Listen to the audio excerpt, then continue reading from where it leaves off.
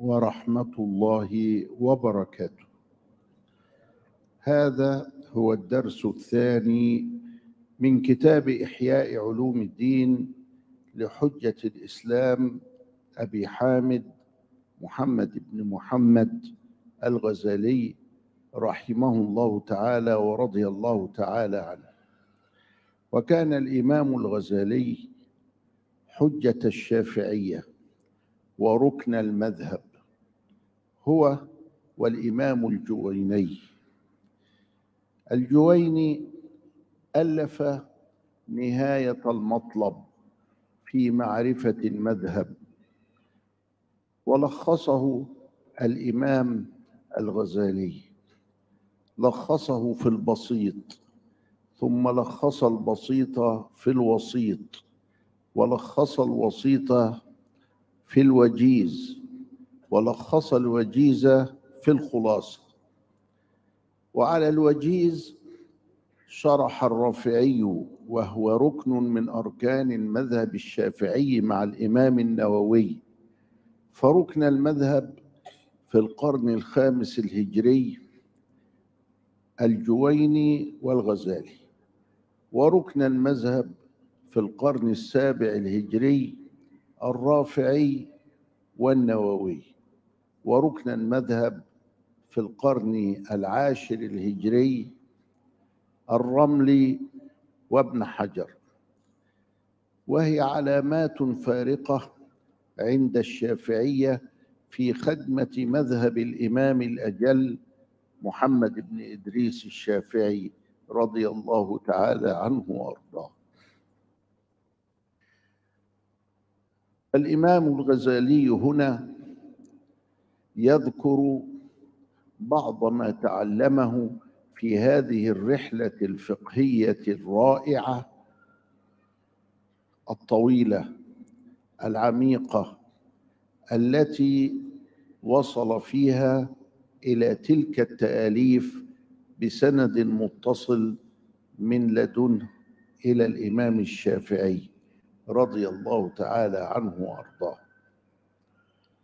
في هذا العصر كان هناك العراقيون من أتباع الشافعي، وكان هناك المراوزة من أتباع الشافعي، وكان هناك مدرسة مصرية موروثة عن الإمام. وكان المذهب كان ثريا، ولذلك وضعوا له بعد ذلك مصطلحات تفك هذا الثراء وتنظمه. فجعلوا هناك الأقوال التي نص عليها الشافعي، ويعبر عنها بالمشهور ومقابل المشهور، وبالظاهر ومقابل الظاهر. وجعلوا أقوال أتباعه من أصحاب الوجوه، فعبروا إذا قوي الخلاف بالأصح، وإذا ضعف الخلاف بالصحيح، ومقابل الأصح ومقابل الصحيح. نظموا المذهب ووضعوا له مصطلحات، فرضي الله تعالى عن الجميع. الإمام هنا يبدأ في كتاب الصلاة.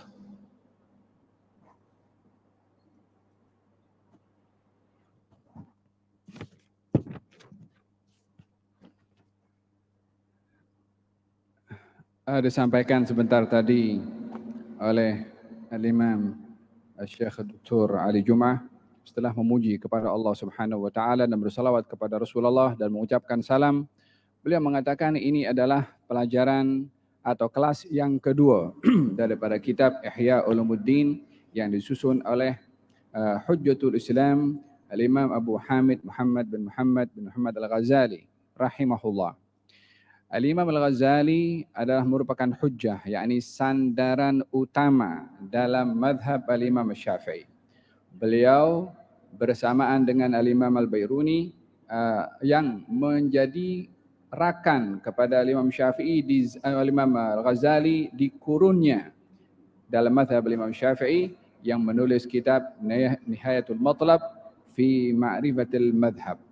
Diringkaskan kitab ini sehingga terkumpullah dengan kitab Al-Wasit. Daripada kitab Al-Wasit diringkaskan menjadi kitab Al-Wajiz. Daripada Al-Wajiz diringkaskan menjadi kitab Al-Khulasah. Kesemua menceritakan tentang konsep yang ada dalam mazhab Al-Imam Asy-Syafi'i. Kitab Al-Wajiz lalu disyarahkan oleh Al-Imam Ar-Rafi'i yang berada di kurun yang atau permulaan abad kurun yang ke-6, dan juga yang ada di kurun yang sama Al-Imam An-Nawawi.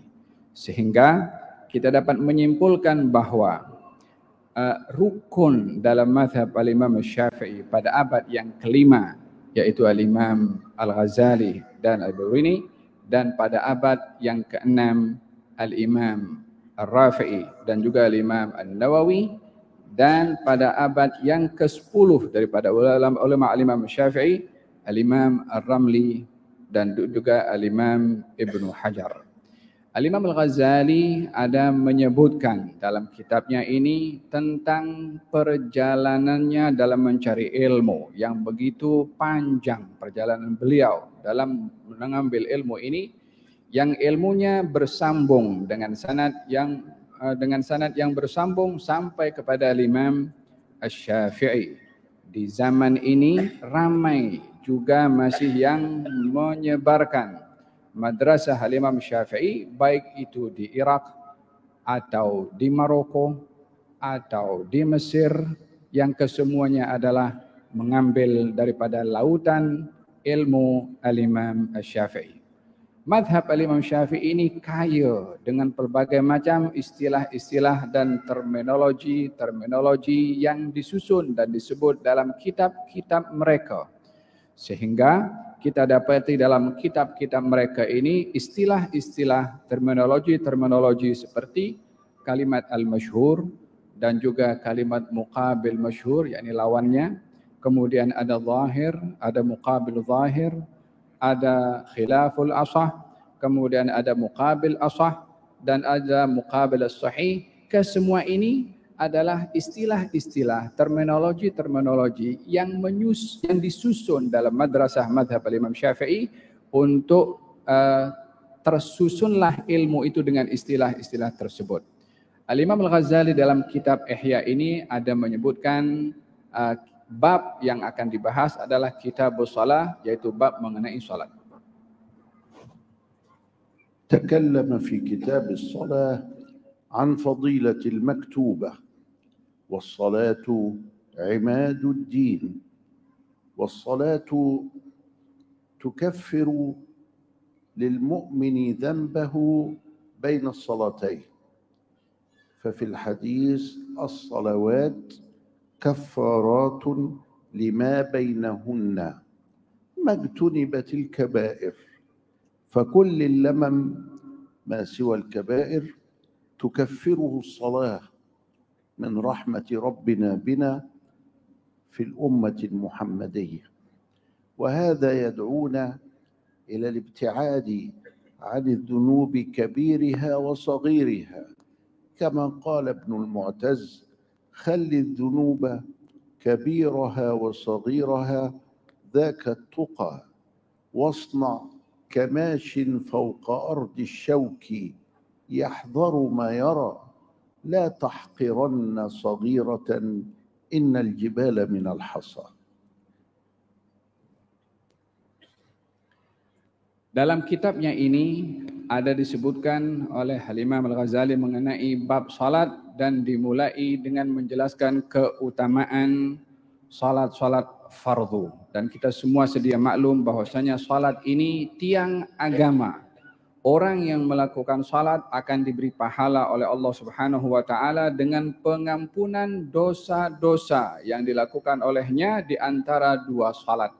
Seperti di dalam hadis Nabi Muhammad SAW, beliau ada menyebutkan bahwasanya antara salat satu dengan salat yang lain adalah penghapus kepada dosa-dosa selagi mana ia menjauhkan diri daripada dosa-dosa besar, yakni dosa kecil yang diampunkan oleh Allah Subhanahu wa taala. Dan ini adalah bahagian daripada rahmatnya Allah kepada umat ini, dengan diampunkan dosa bila menjaga salat 5 waktu. Ini juga memberikan isyarat betapa pentingnya kita untuk meninggalkan semua dosa, baik itu dosa kecil atau dosa-dosa yang besar.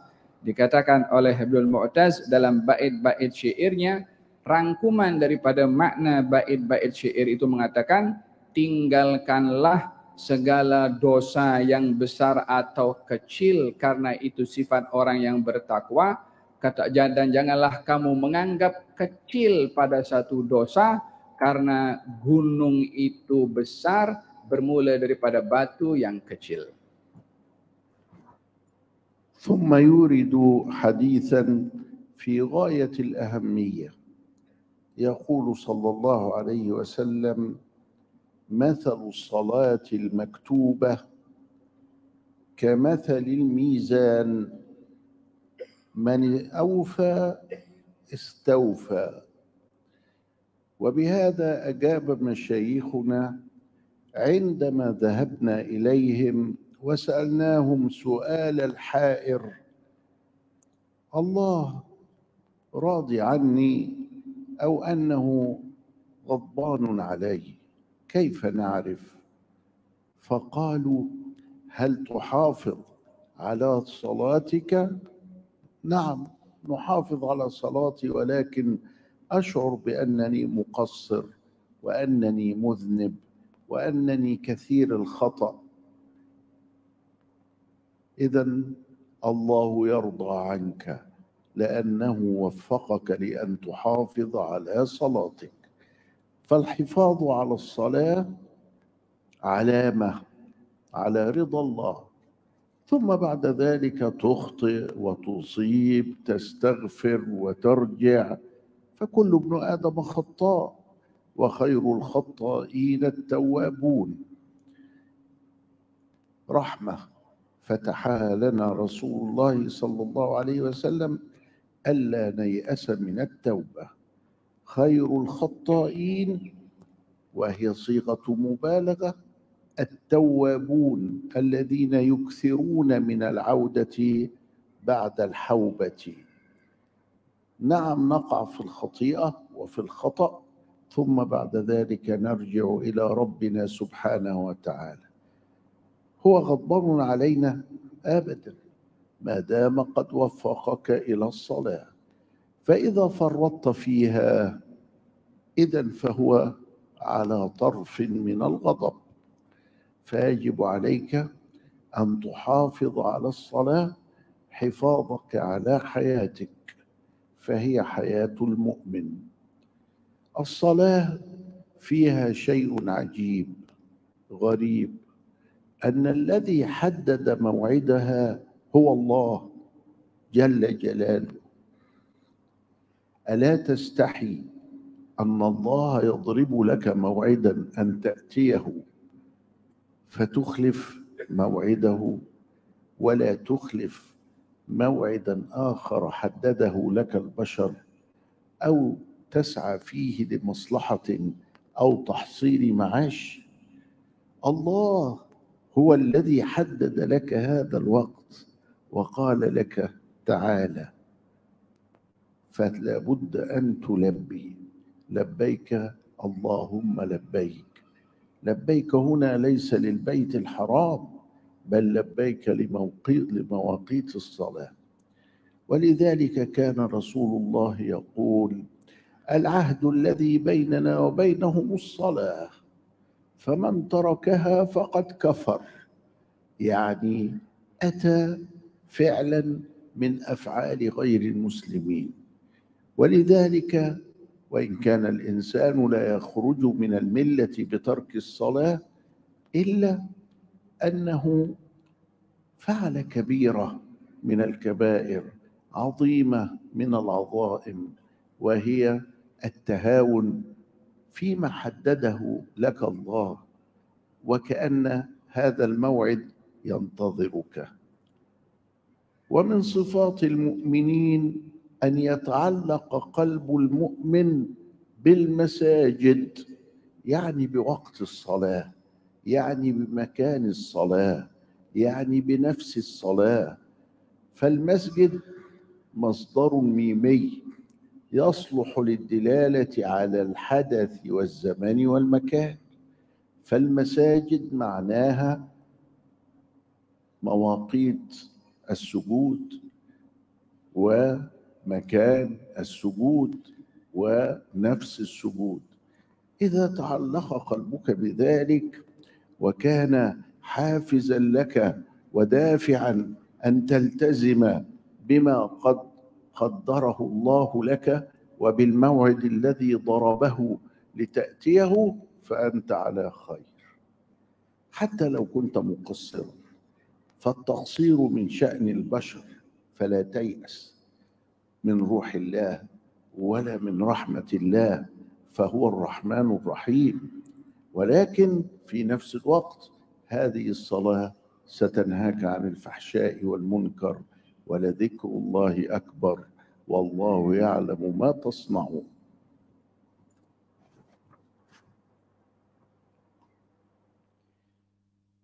Disebutkan dalam kitab ini hadis Nabi Muhammad SAW perumpamaan pada salat. Katanya salat ini seperti timbangan. Siapa yang memenuhinya maka akan dipenuhi, yakni yang melakukannya akan diberi balasan oleh Allah Subhanahu wa taala. Seseorang sedang berada dalam keadaan kehairanan, bertanya kepada seorang alim. Katanya, adakah Allah ini ridha kepada saya ataukah Allah ini murka pada saya? Seorang alim itu menjawab kepada yang bertanya yang sedang berada dalam keadaan hairan dan kebingungan. Katanya, adakah kamu menjaga salat untuk kamu laksanakan?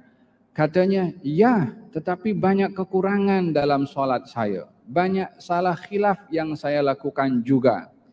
Orang alim itu mengatakan, kalau begitu Allah masih tetap ridha kepada kamu, karena kalau ia tidak ridha maka kamu tidak akan diberikan taufik untuk melakukan salat. Selagi mana kamu diberi taufik untuk melakukan salat, itu tanda Allah ridha kepada kamu.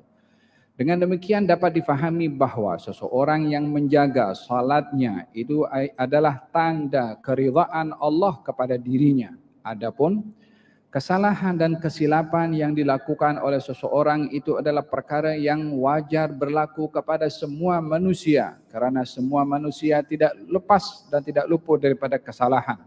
Seperti disebutkan di dalam hadis, semua anak-anak Adam ini melakukan kesalahan dan sebaik-baik orang yang bersalah adalah orang yang bertaubat. Allah Subhanahu wa taala menganugerahkan rahmah kepada umat ini melalui penjelasan dan petunjuk Rasulullah sallallahu alaihi wasallam, dengan dianugerahkannya oleh Allah pintu-pintu taubat, sehingga disebutkan di dalam Al-Qur'anul Karim Allah itu suka kepada orang-orang yang suka bertaubat dengan sirah mubalaghah, at-tawwabun atau at-tawwabin. Disebutkan dengan sirah mubalaghah, yakni menunjukkan betapa luasnya pintu maghfirah dan pengampunan yang akan diberi oleh Allah kepada orang-orang yang ingin bertaubat kepada Allah Subhanahu wa taala. Oleh sebab yang demikian, sesiapa yang tergelincir kepada kesilapan, kepada dosa, hendaklah segera untuk bertaubat kepada Allah Subhanahu wa taala.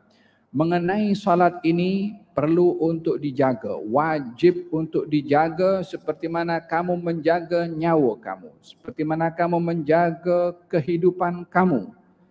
Karena salat ini penghubung antara kamu dengan Allah Subhanahu wa taala. Di dalam salat ini terdapat banyak keajaiban.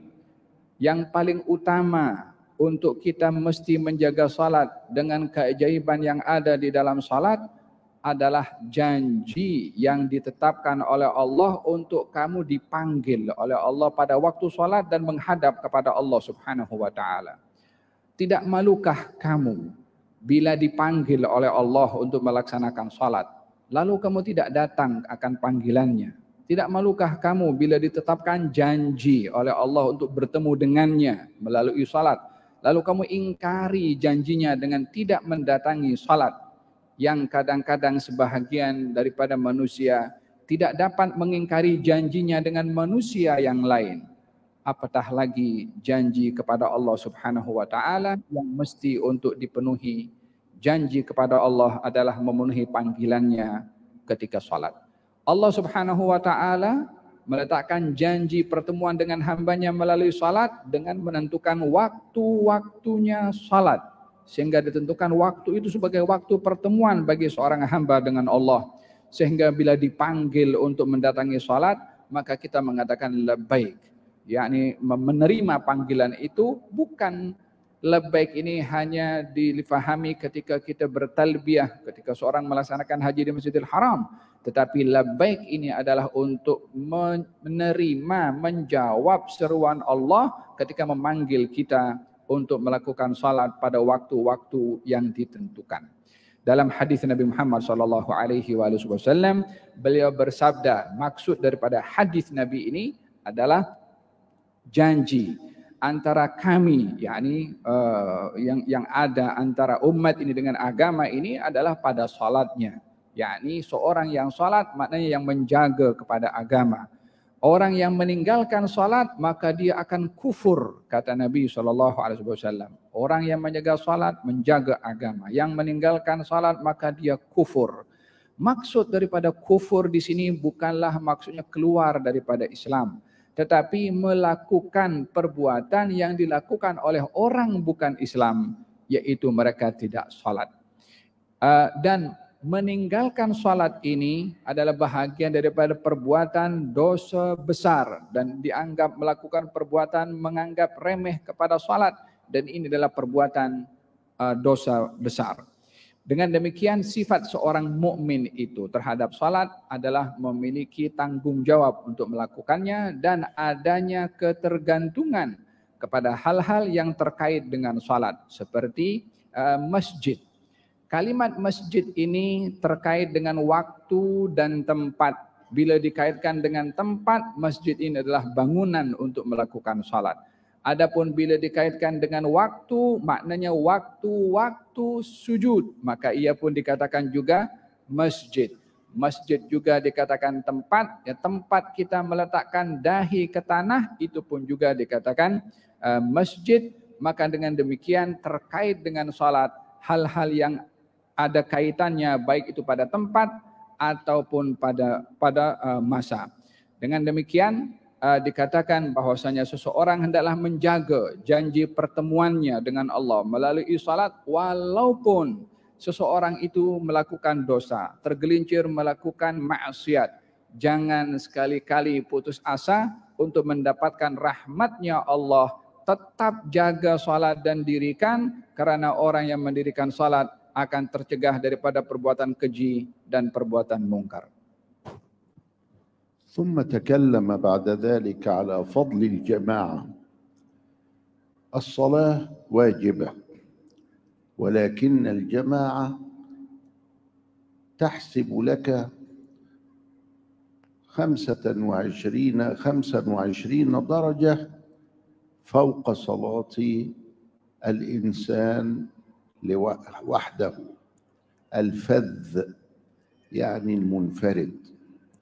أمرنا أنه إذا أدركتك الصلاة فصلي، فقد جعلت لي الأرض مسجدا وطهورا، حتى لو فقدت الماء تيممت، ولكن لا تترك الصلاة. وأرشدنا إلى الجمع في حديث ابن عباس عند مسلم، ولكن لا تترك الصلاة. الصلاة أمرها عظيم، ولذلك أمرنا بها على كل حال من صحة أو مرض.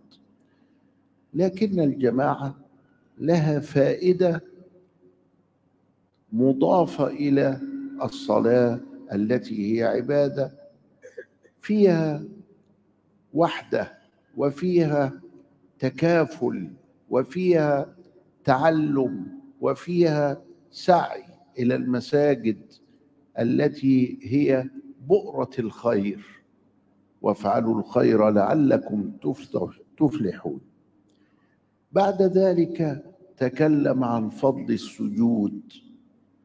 أقرب ما يكون العبد إلى ربه وهو ساجد.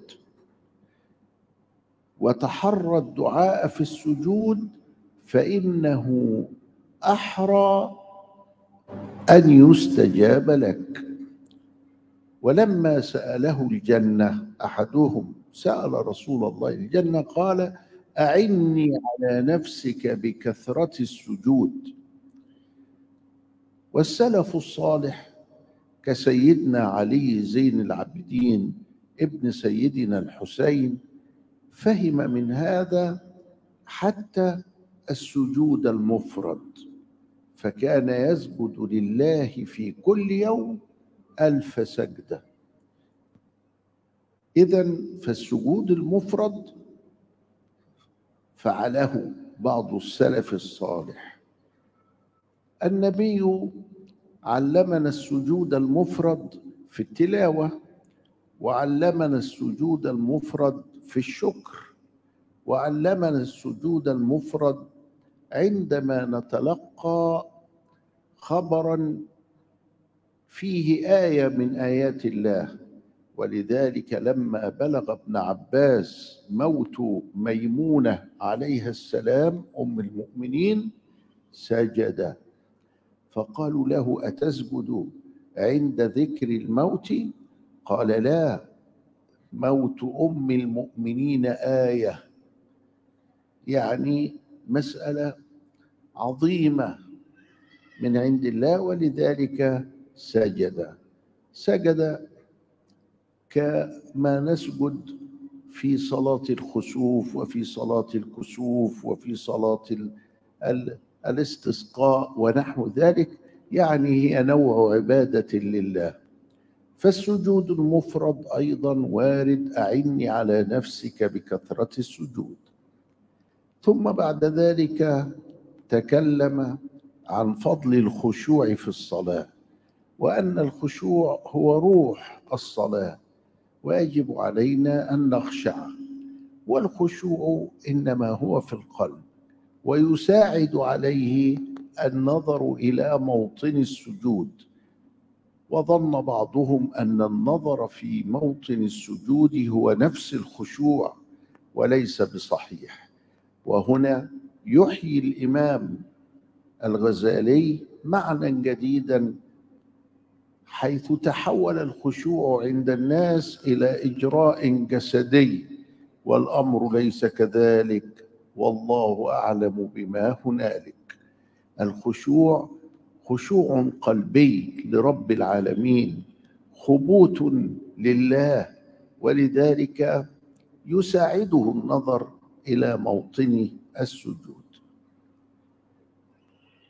تكلم العلماء عن النظر. أنت واقف فموطن النظر السجود، وأنت ساجد فموطن النظر أرنبة الأنف، وأنت راكع فموطن النظر إبهام رجلك اليمنى. كل هذا أتوا به من أن النظر إلى مكان محدد يساعد على الخشوع، وليس هو نفس الخشوع.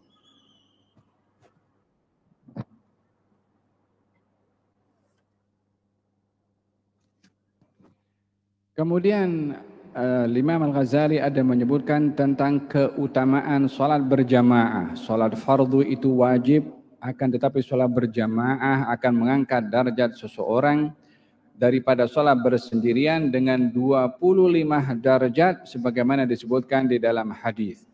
Oleh sebab itu kita diperintahkan untuk menjaga dan melaksanakan sholat ini berjamaah, walaupun kita diperintahkan untuk melakukan sholat dalam keadaan apapun juga, di mana saja, dalam situasi apapun juga. Karena bumi ini dijadikan oleh Allah tempat untuk seorang itu boleh sujud, dan debunya boleh dijadikan alat untuk bersuci. Di mana saja kita mendapati waktu salat, diperintahkan untuk kita melaksanakannya.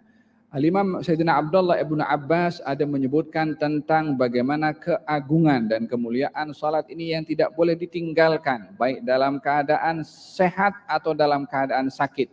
Perlu untuk atau wajib tetap menjaga salat. Tetapi melakukan salat berjamaah ada kelebihan. kelebihan pada pahala, kelebihan adanya saling bertemu sesama orang-orang yang melaksanakan salat. Salat berjamaah ada kelebihannya, langkah kaki yang digunakan menuju ke masjid, itu pun tambahan pahala diberikan oleh Allah yang kita diperintahkan oleh Allah untuk melakukan kebaikan, karena orang yang melakukan kebaikan akan diberi kejayaan oleh Allah Subhanahu wa taala. Lalu kemudian Syekh Imam Al-Ghazali juga menyebutkan tentang keutamaan sujud di dalam salat dengan menukil satu hadis yang Nabi bersabda, kedudukan yang paling hampir antara seorang hamba dengan Allah adalah ketika ia berada dalam keadaan sujud. Dan hendaklah kamu sujud, kata Nabi, dan berdoalah di dalamnya, karena di dalam sujud doa seseorang dikabulkan oleh Allah Subhanahu wa taala. Seorang sahabat datang kepada Nabi dan meminta kepada Nabi agar supaya didoakan masuk syurga. Nabi menjawab kepadanya, bantulah aku untuk dapat apa yang kamu mahu dengan memperbanyak sujud, kata Nabi SAW. Di situ ada sujud yang dinamakan sujudul mufrad, yakni sujud bersendirian, seperti dilakukan oleh Sayyidina Ali Zainal Abidin Ibn Husain, di mana beliau melakukan sujud 1000 kali dalam satu malam, dan ini adalah ada sandarannya daripada salaf yang melakukan sujud al-mufrad atau sujud secara bersendirian. Maka seperti dalam sujud tilawah, seperti sujud syukur, seperti sujud ketika mendengar khabar yang khabar itu menunjukkan kebesarannya Allah Subhanahu wa taala. Sayyidina Abdullah ibn Abbas ketika mendengar akan wafatnya Ummul Mukminin Siti Maimunah, maka beliau sujud. Maka ditanya, adakah kamu sujud dengan mendengarkan khabar kewafatan seseorang? Katanya, sesungguhnya ini adalah kabar kematian yang seseorang yang besar dan mulia di sisi Allah Subhanahu wa taala, dan ini bagian dari tanda kebesaran Allah Subhanahu wa taala, maka beliau sujud. Seperti juga sujud dalam salat gerhana dan seumpamanya. Kemudian Syekh Imam Al-Ghazali menyebutkan tentang keutamaan khusyuk di dalam salat.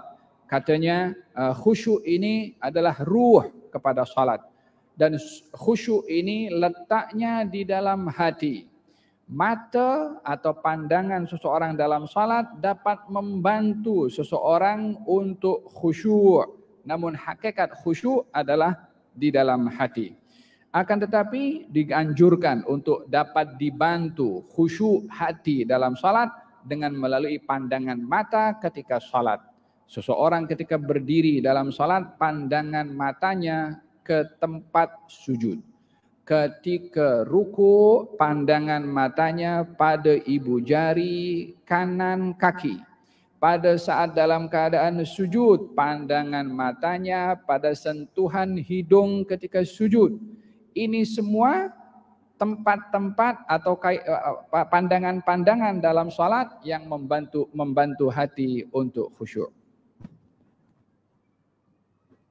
أورد الإمام الغزالي حديثا في منتهى الأهمية يؤكد على حضور القلب وأنه هو الأساس في الصلاة.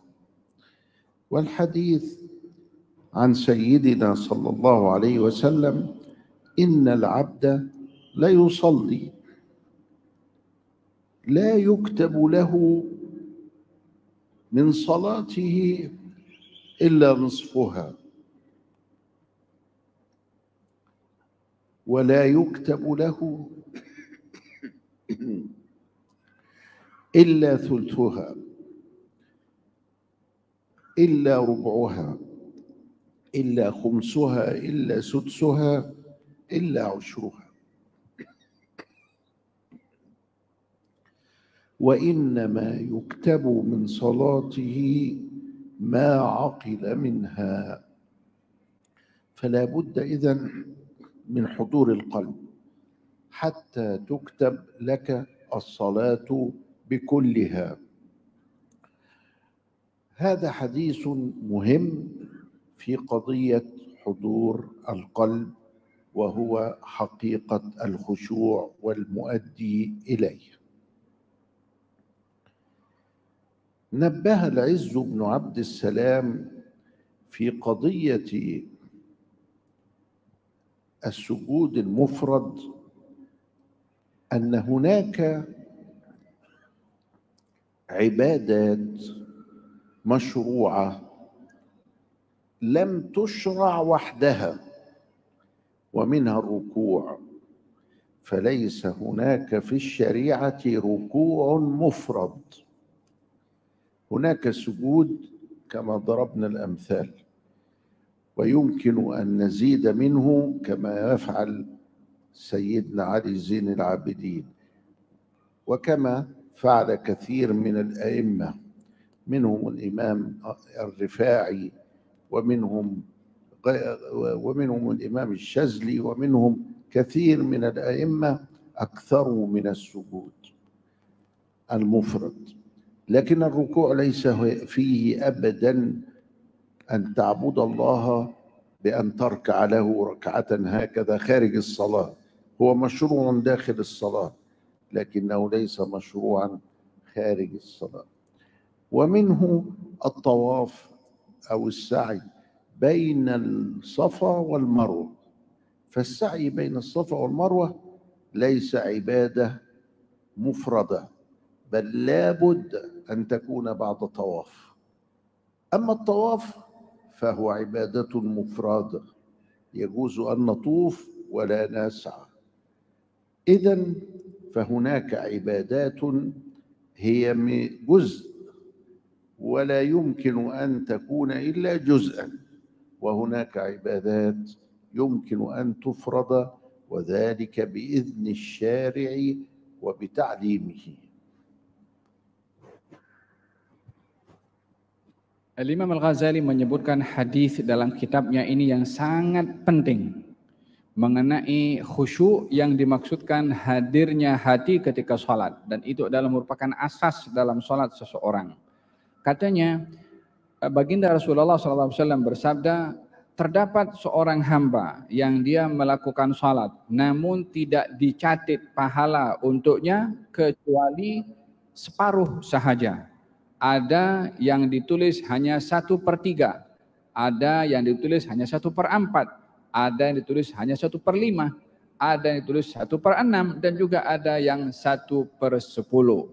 Lalu kemudian Nabi bersabda, sesungguhnya yang dicatat sebagai pahala dalam salat bergantung hadirnya hati ketika berada dalam keadaan salat.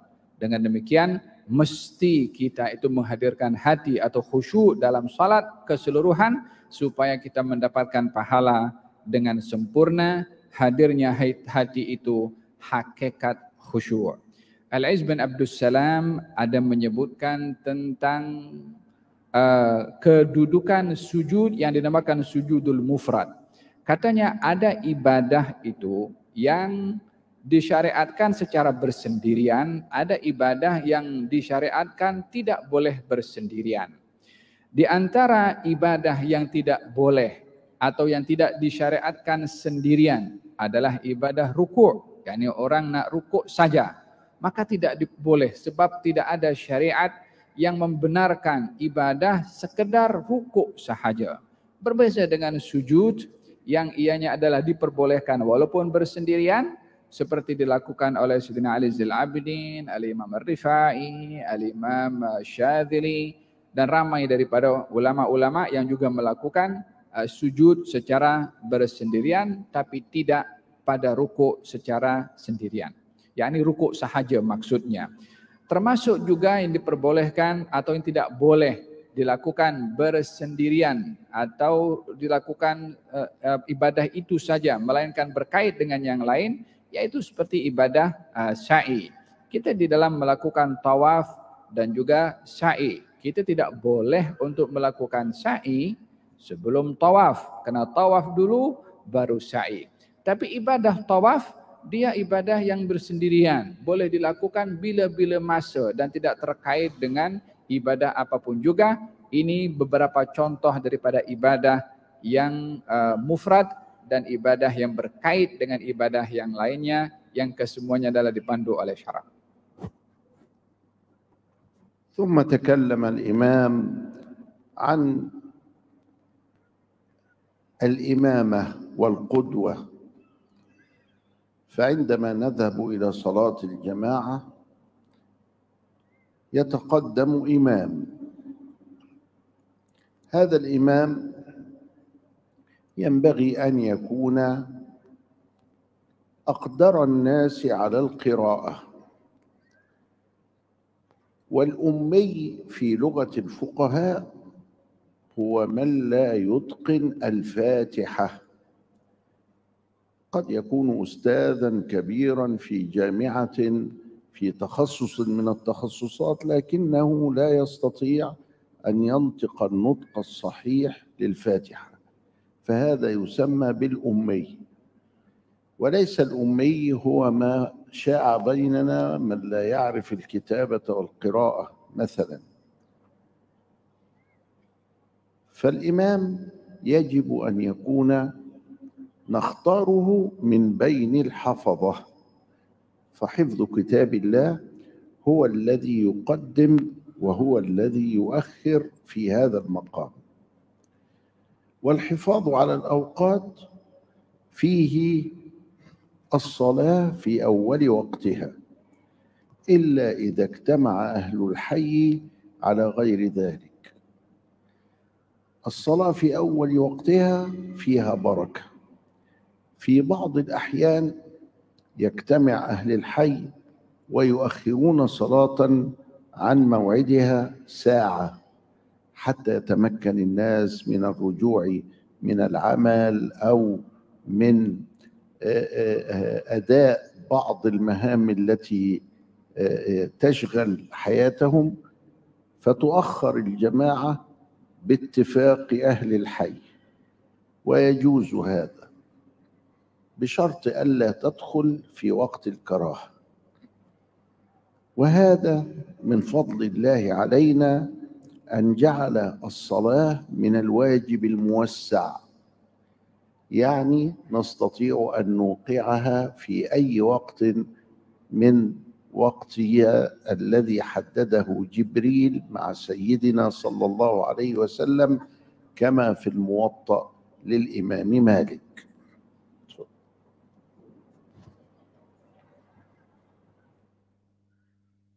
Kemudian Al-Imam ada menyebutkan mengenai al-imamah atau berjamaah di dalam salat dengan adanya imam yang mengimamkan atau memimpin salat. Tentunya dalam salat berjamaah imam akan mengimamkan, dan di antara syarat imam adalah orang yang paling mampu untuk membaca Al-Quranul Karim, yang memahami Al-Quranul Karim. Kalimat al-ummi, yang kalimat ummi dalam istilah atau terminologi ahli fiqh, artinya adalah orang yang tidak cukup benar dalam membaca Al-Fatihah, yang tidak sempurna dalam membaca Al-Fatihah dikatakan ummi, yakni yang tak pandai baca Fatihah di dalam salat. Yang seperti ini tidak boleh untuk ke depan menjadi imam, dan bukanlah kalimat ummi itu biasanya difahami orang yang tak pandai membaca dan tidak pandai menulis. Tapi dalam ilmu fiqh, ummi itu adalah orang yang tak pandai atau tidak sempurna dalam membaca surat Al-Fatihah. Mungkin ada seseorang dia pensyarah di satu university atau dia orang ada kedudukan tertentu, tapi dia tidak fasih dalam membaca Al-Fatihah. Walaupun dia orang berstatus sebagai seorang pensyarah, tapi tak boleh menjadi imam karena ukurannya adalah dia tidak sempurna di dalam membaca Al-Fatihah. Juga yang menjadi imam itu adalah dipilih daripada kalangan orang-orang yang menghafal dan juga menghafal Al-Quran dan juga menjaga waktu untuk mendirikan sholat sekali bersama dengan para jamaah. Melakukan sholat secara berjamaah di awal waktunya adalah membawa keberkatan. Kadang-kadang orang yang menjadi imam atau orang sholat jamaah itu ditunda karena menunggu orang-orang tertentu, sehingga kadang-kadang 1 jam diakhirkan sholat itu daripada awal waktunya karena menunggu orang itu datang. Sehingga ini boleh menyebabkan para jemaah makmum ini yang mungkin ada pekerjaan, mungkin ada hal-hal kesibukan yang lain, jadi akan terganggu kesibukan mereka. Maka bila ingin diakhirkan solat itu pada awal waktunya karena menunggu orang tertentu, maka hendaklah itu disepakati oleh semua yang hadir di tempat itu dan tak boleh menunda-nunda salat karena satu orang, melainkan yang lain yang hadir bersepakat untuk menunggunya selagi mana tidak sampai kepada waktu yang dimakruhkan salat itu ditunda sampai kepada waktu yang makruh. Dengan demikian kita melihat adanya rahmat dalam agama ini. Salat ini waktunya luas seperti diajarkan oleh Sayyidina Jibril kepada Nabi SAW untuk dilakukan di bila-bila masa yang luas pada waktu tersebut. أظن أن العشاء قد حان فنستمع الأذان ثم نكمل باب الصلاة ونختمه ونبدأ بعد ذلك بباب الزكاة في درس آخر إن شاء الله تعالى. Difahamkan kalau waktu salat sudah masuk, maka diberi laluan untuk dikumandangkan adzan dan akan disempurnakan sedikit lagi, dan pada kelas yang akan datang akan dibahaskan bab zakat insyaallah.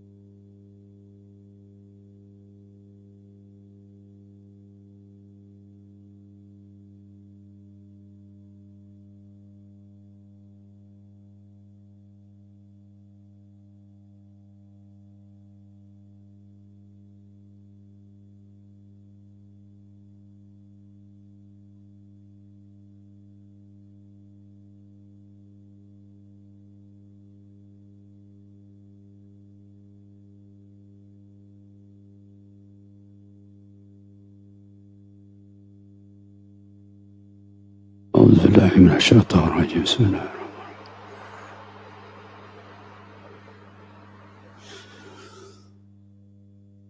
الله أكبر الله أكبر.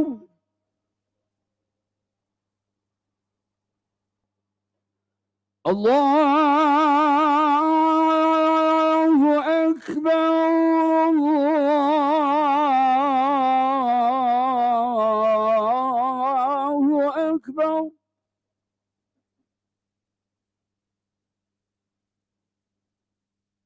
أشهد أن لا إله إلا الله.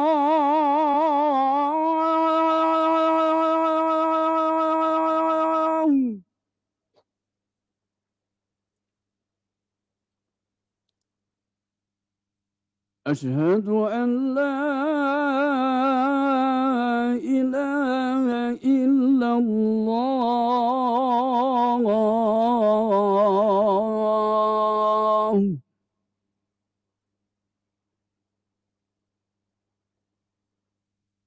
أشهد أن محمدًا رسول الله.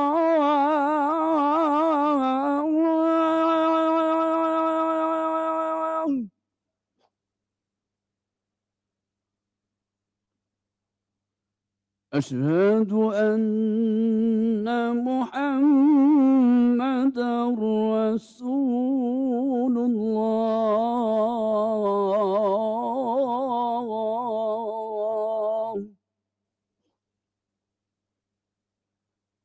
حي على الصلاة.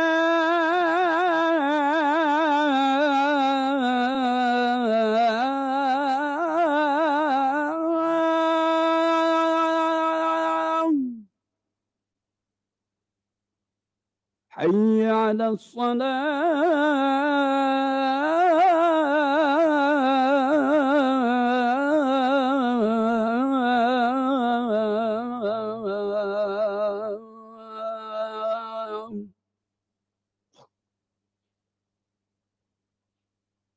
حي على الفلاح.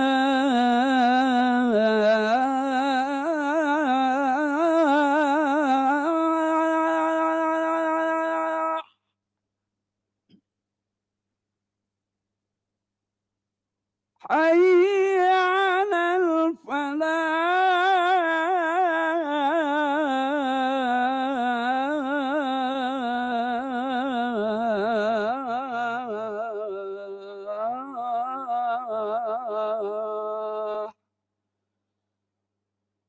الله أكبر.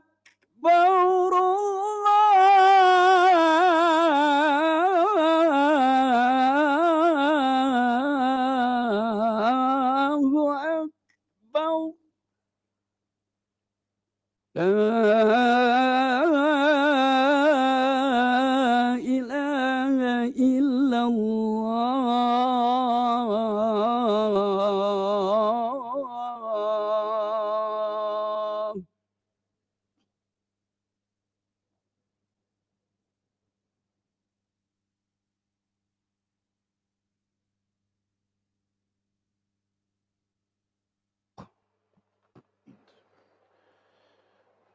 كان الإمام مالك إذا أذن المؤذن وهو في الدرس أكمل الدرس، واعتبر أن إكمال الدرس أولى من صلاة السنة، وهذا منه فقه دقيق. فإذا ما وضعنا صلاة السنة وهي عظيمة مع درس العلم فهو أعظم،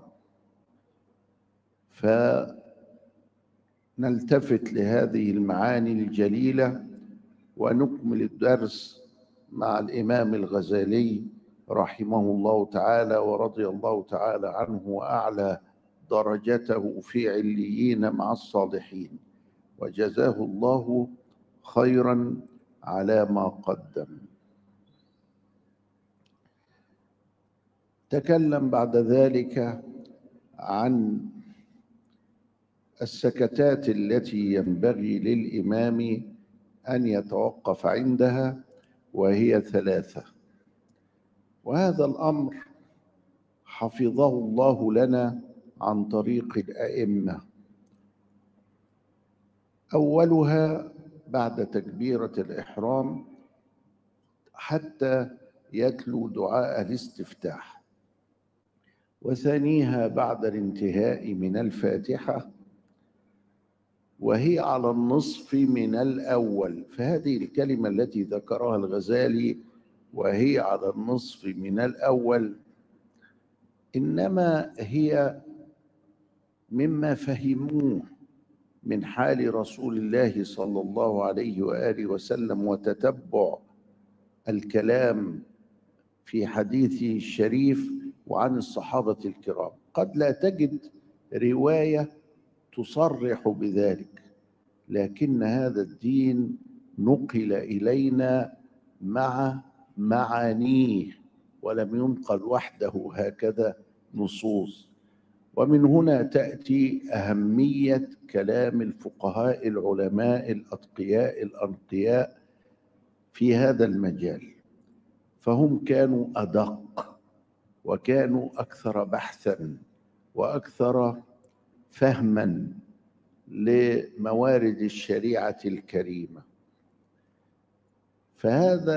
هذه السكتة التي تكون بعد الفاتحة يقول عنها على النصف من الأولى، يعني الأولى إذا استمرت 60 ثانية أو استمرت 30 ثانية يبقى دي 15 ثانية. ثم بعدما ينتهي من السورة قال وهي أخفها، يعني تنقص عن الثانية، فلو كان هذه 30 ثانية تكون هذه 15 وتكون هذه 10. وكل هذه الوقفات إنما هو للاتباع حتى تكون صلاتك على صفة صلاة النبي صلى الله عليه وآله وسلم. يقول الإمام الشيرازي في التهذيب أنك إذا ما شهدت الشهادتين ترفع إصبعك عند لفظ الجلالة، أشهد أن لا إله إلا الله، وهكذا. هذا لا تجده في نص، لكنه موجود فيما فهمه وفيما تتبعوه من كلام الصحابة الكرام ومن فعلهم ومن نقلهم من كتب لم ترد إلينا. ومن هنا فإن هذه الدقة المتناهية التي نقلوها إلينا والتي أهدرها كثير من العصريين للأسف الشديد هي من مهمات الدين، لأنها تكون عقلية أنه يريد أن يعترض على الغزالي وعلى ما يروي الغزالي وما ينقل الغزالي، أو عقلية تثق في السلف الصالح وتعظم شأنهم وتأخذ من علمهم ابتغاء هذه المحاذاة. إنها البركة تنقل أو يغلق الإنسان على نفسه والعياذ بالله تعالى. تكلم بعد ذلك عن صلاة الجمعة، تكلم بعد ذلك عن صلاة العيدين وعن صلاة الاستسقاء وعن صلاة الكسوف والخسوف. الكسوف يكون للشمس والخسوف يكون للقمر. صلاة الجمعة الخطبة أو الخطبتان قبل الصلاة، وصلاة العيد الصلاة قبل الخطبتين، على هذا الترتيب. وإن كان فيها خلاف بين الفقه الوسيع في الفقه الإسلامي، إلا أن جمهور الفقهاء وأغلب الفقهاء على هذا الترتيب، أن الجمعة الخطبتان قبل الصلاة وأن العيد الخطبتان بعد الصلاة. فتنبه. ثم تكلم عن صلاة النافلة، سواء أكانت سنة آكدة أو سواء أكانت نافلة مطلقا. ثم تكلم عن أوقات الكراهة، وهي أن تأتي بصلاة في أوقات الكراهة بعد الفجر وعند الشروق وعند الاستواء في الظهر وبعد العصر وعند الغروب، 5 أوقات بالتفصيل. هذه الأوقات أوقات يكره فيها صلاة النافلة التي لا سبب لها، والتي سببها يكون لاحقا عليها. أما التي سببها مقدم عليها أو التي سببها مقارن لها فهي مباحة. هذا مأخوذ من رسول الله صلى الله عليه وسلم، وهو يقول بعدما بين أوقات الصلاة المكروهة: يا بني عبد مناف لا يمنعن أحدكم من يطوف بهذا البيت في أي ساعة شاء من ليل أو نهار أن يصلي لله ركعتين. فيقول الإمام الشافعي: سبب الركعتين الطواف، والطواف كان سابقا للركعتين، وعلى ذلك إذا دخلت المسجد صليت ركعتين، لأن الدخول سابق على الصلاة. أما السبب المقارن فهو الكسوف والخسوف، تصلي صلاة الخسوف والشمس كاسفة وتظل تصلي حتى تنفرج، فهذا سبب مقارن.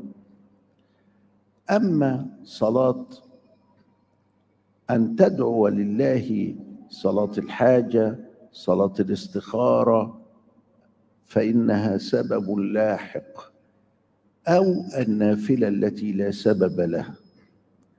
فما كان له سبب سابق أو مقارن جاز، وما كان له سبب لاحق أو لا سبب له لم يجز. هذا تفصيل فك فيه الإمام الشافعي التعارض بين الدليلين.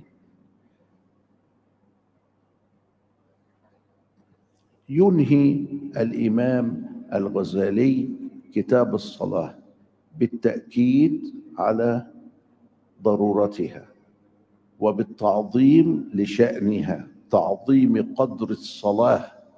هذا كتاب المنذري سماه تعظيم شأن الصلاة. شأن الصلاة عظيم عند الله، فعظموه في قلوبكم وعلموا أولادكم تعظيمه. ثم شرع في بيان الزكاة. كل هذا في القسم الأول أو الربع الأول من العبادات، فالله المستعان.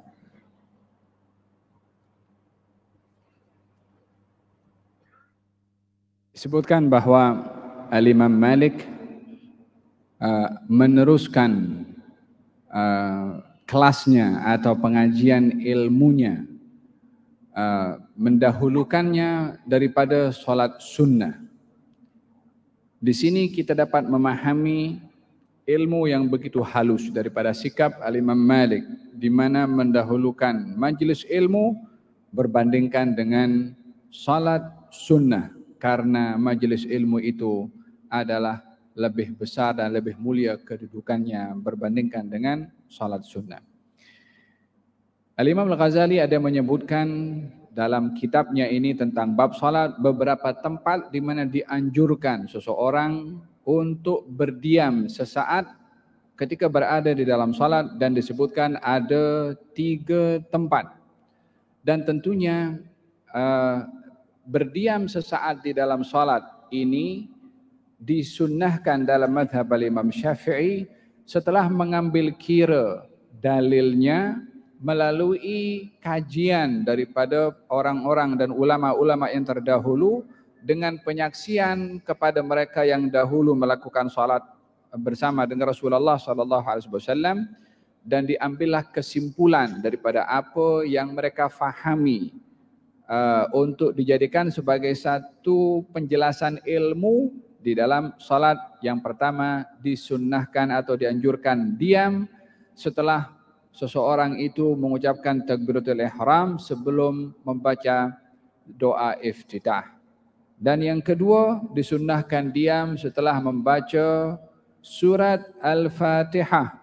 Dan disebutkan bahwasanya kadar diam selepas membaca surat Al-Fatihah itu kadarnya separuh daripada kadar diam yang sebelumnya. Coba perhatikan batasan masa separuh itu daripada mana agaknya. Imam Al-Ghazali ada menyebutkan separuh tentunya ia tidak disebutkan dengan suka-suka tanpa adanya dasar dan sandaran.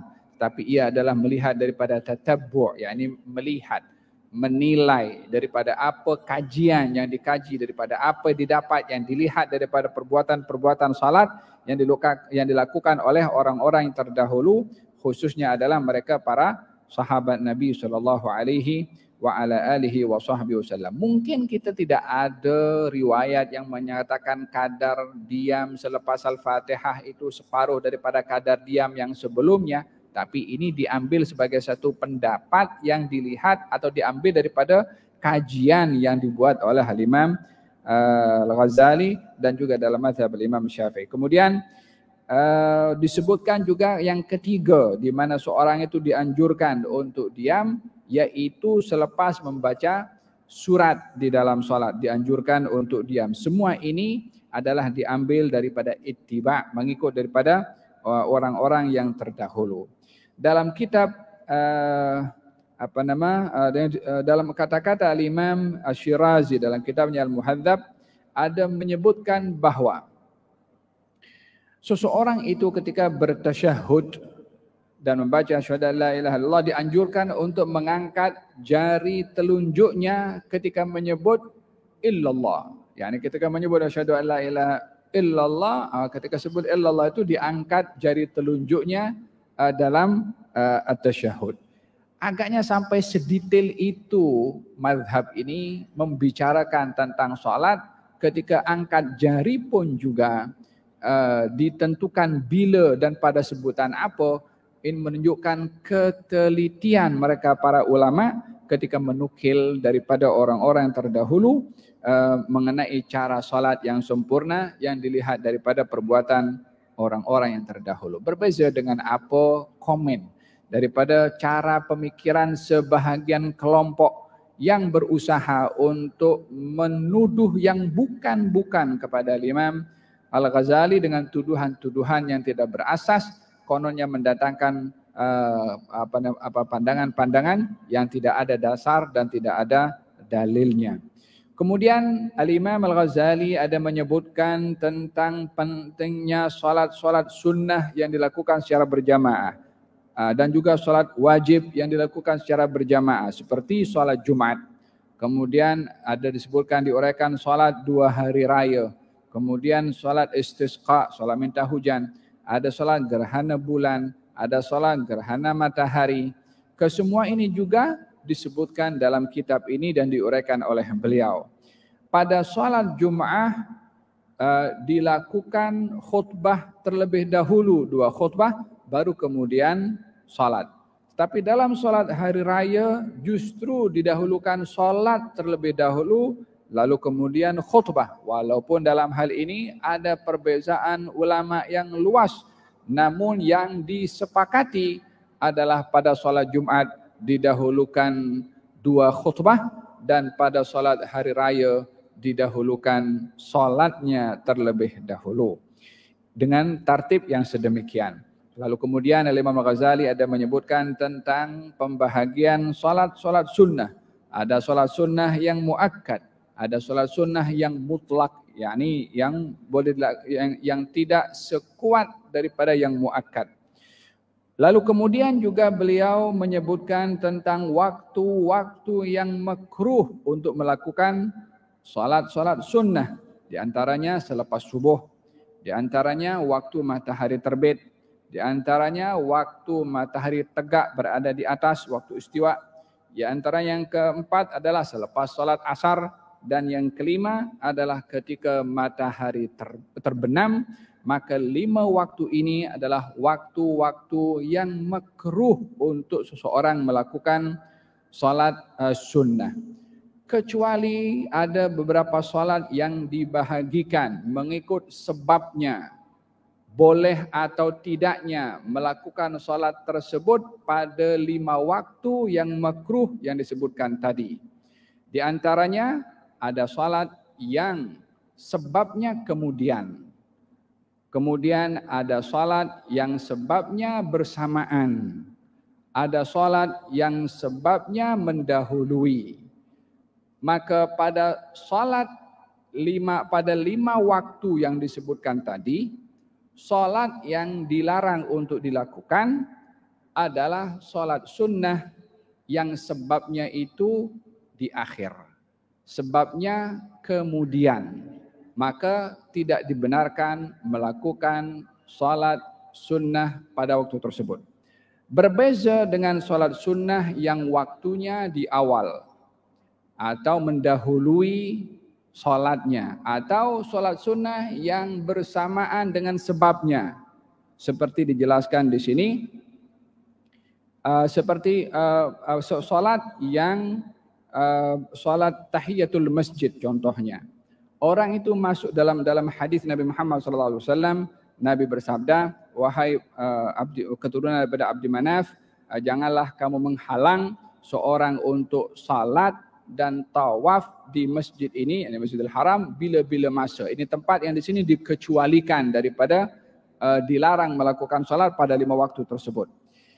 Salat yang dilarang, salat sunnah yang dilarang pada waktu yang 5 adalah salat sunnah yang sebabnya di akhir, seperti salat hajat, seperti salat istikharah.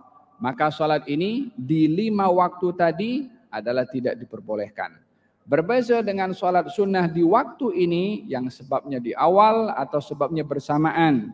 Seperti salat tahiyatul masjid. Orang itu masuk masjid dulu baru salat sunnah. Maka sebabnya di awal, salatnya kemudian. Yang seperti ini di 5 waktu tersebut mubah, diperbolehkan.